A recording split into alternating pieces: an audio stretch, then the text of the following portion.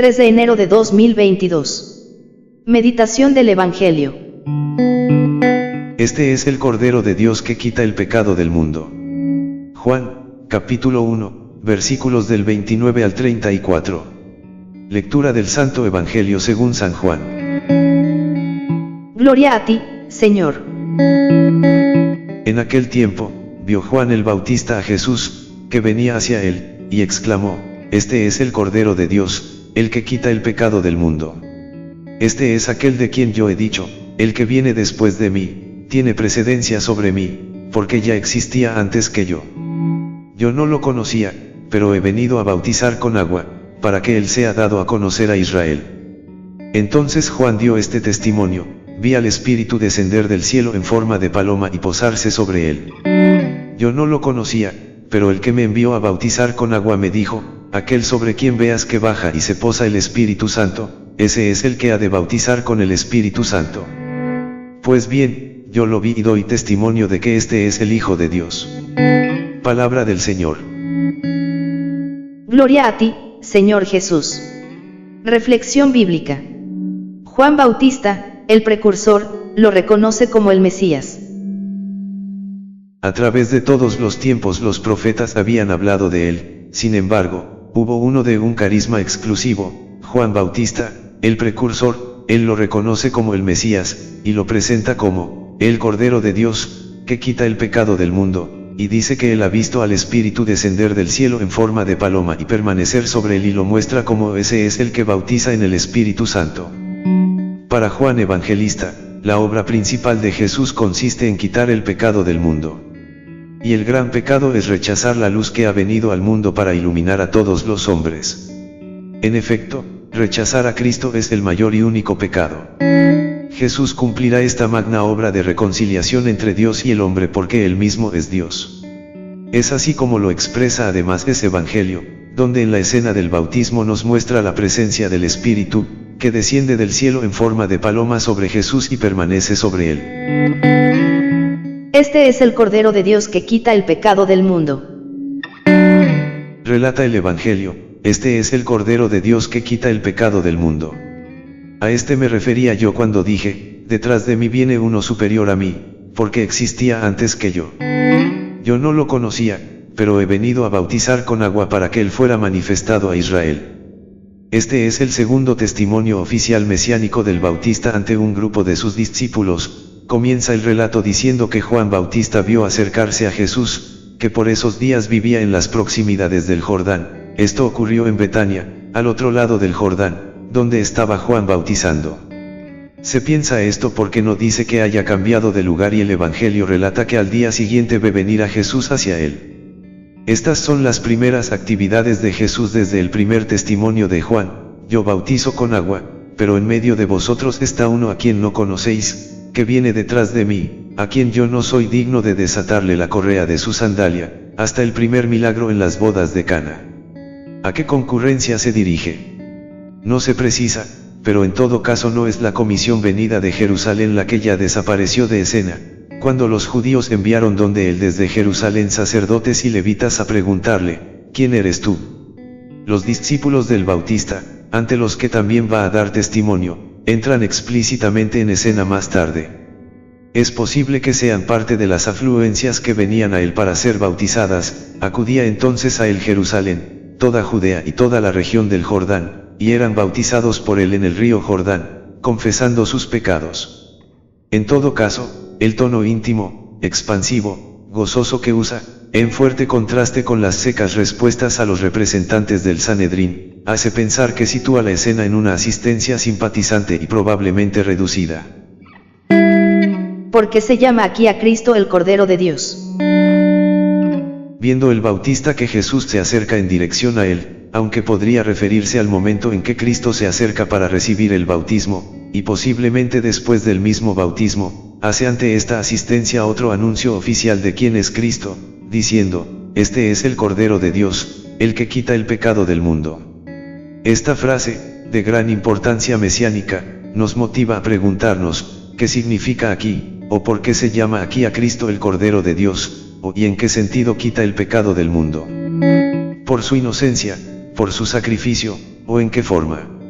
En primer lugar, conviene precisar que el verbo usado aquí por quitar significa estrictamente quitar, esto es, hacer desaparecer, y no precisamente llevar, pero la razón más decisiva es su paralelo conceptual con la primera epístola de San Juan: sabéis que Cristo apareció para quitar los pecados.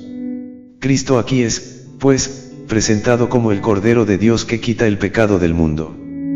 Puede ser que el Bautista querría referir así a Cristo al Cordero Pascual, que era el símbolo de liberación del pueblo de Israel. Como sabemos, el Cordero era la víctima común en todo sacrificio oficial o particular, así es como el Cordero Pascual era un verdadero sacrificio, de allí que Juan considera al Cordero como un símbolo de redención y sacrificio por los pecados. Cristo se ofreció por los pecados de todos. Podemos pensar además se refiere al siervo de Yahvé de Isaías, que va a la muerte como cordero llevado al matadero, que llevó sobre él los pecados de los hombres, como un cordero al degüello era llevado. Del mismo modo querría indicarse la inocencia de Cristo. El cordero, como símbolo de inocencia, es usado en estas circunstancias, con una sangre preciosa, como de cordero sin tacha y sin mancilla, Cristo. Además, se pone esto en función de la primera epístola de San Juan, donde se dice: sabéis que Cristo apareció para quitar los pecados y que en él no hay pecado. Cuando asistimos a la celebración de la Eucaristía, oímos antes de la comunión: este es el Cordero de Dios que quita los pecados del mundo, y así fue como sucedió. Cristo se ofreció por los pecados de todos, en especial los nuestros, por todo lo que ofende a Dios, por ese mundo que vivimos a diario, por el sacrificio de ese Cordero, sacrificado en la cruz, Jesucristo. En la primera epístola de San Juan además dice: todo el que permanece en él, no peca, y todo el que peca, ni le ha visto ni le ha conocido. Y luego nos hace ver aún más profundamente el modo como ejercerá Cristo, el Mesías, esta obra de purificación de pecado para lograr la plenitud de la santidad. Quien ha nacido de Dios no peca, porque la simiente de Dios está en él. Y no habrá en el pecado alguno. Esto es lo que se lee en el libro apócrifo del Testamento de los 12 Patriarcas en uno de los relatos: después de estas cosas, un hombre será suscitado de su raza, como el sol de justicia, y no habrá en él pecado alguno. Y los cielos se abrirán sobre él, derramando el Espíritu, la bendición del Padre Santo, y él mismo derramará sobre vosotros el Espíritu de gracia, y vosotros seréis por él hijos en verdad, y caminaréis en sus mandamientos, desde el primero al último. Tanto interpretando esta frase a la luz del mismo San Juan, Evangelio y primera epístola, como en función del Antiguo Testamento y ambiente precristiano del judaísmo, se ve que esta obra de Cristo es obra, al menos en un sentido directo, no de expiación, sino de purificación y santificación de los seres humanos, por obra del Mesías, al comunicarles el Espíritu, del que él está lleno y sobre el que reposa. Jesucristo bautiza al mundo en el Espíritu, comunicándole la vida. De este modo es antítesis del pecado. Es el que bautiza en el Espíritu Santo.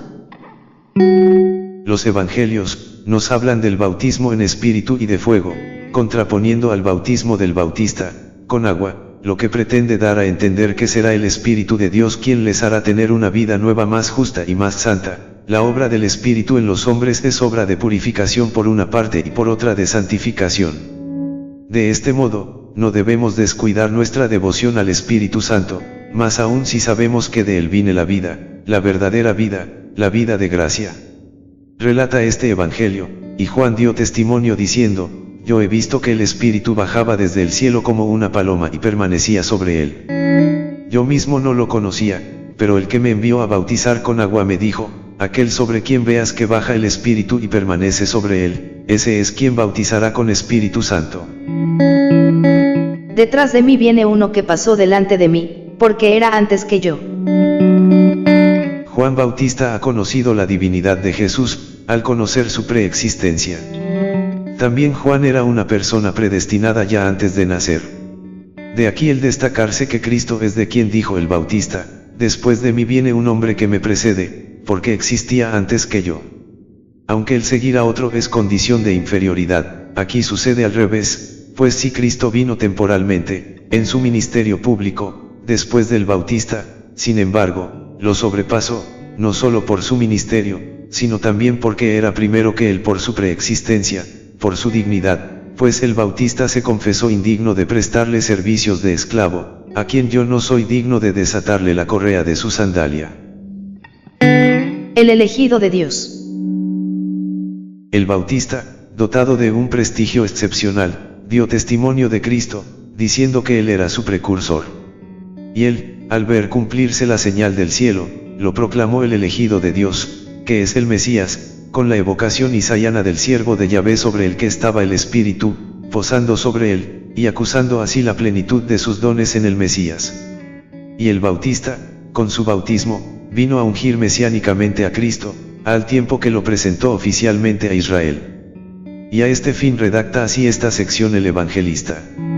Yo no lo conocía, pero he venido a bautizar con agua para que él fuera manifestado a Israel. Y que Juan era el Elías, ambientalmente esperado, tenía a su favor en la catequesis primitiva las mismas palabras de Cristo, quien, hablando del Bautista, dijo, y si queréis oírlo, él es Elías, que ha de venir. Y en Cristo Mesías también se cumplían las concepciones circunstanciales de la época.